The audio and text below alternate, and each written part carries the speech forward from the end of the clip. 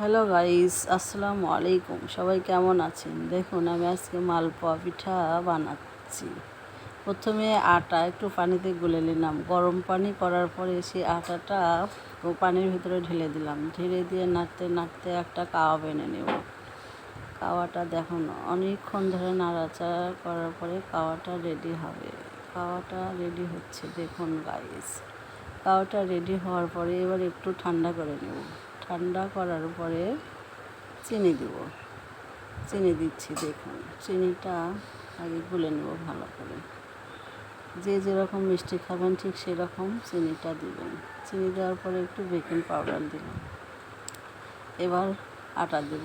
আটাটা দেওয়ার পরে হাত দিয়ে ভালো করে মেখে নেব, যেন আটার ভিতরে কোনো দানা না থাকে। আটাটা দেখুন কীভাবে মাখতেছে হাত দিয়ে মাখা নেওয়ার পরে দেখুন এবার পিঠা তৈরির এটা রেডি হয়ে গেল। দেখুন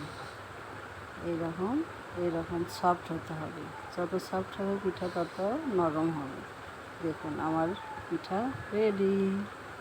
দেখুন কেমন ফুলকা ফুলকা মালপোয়া পিঠা তৈরি হয়ে গেল।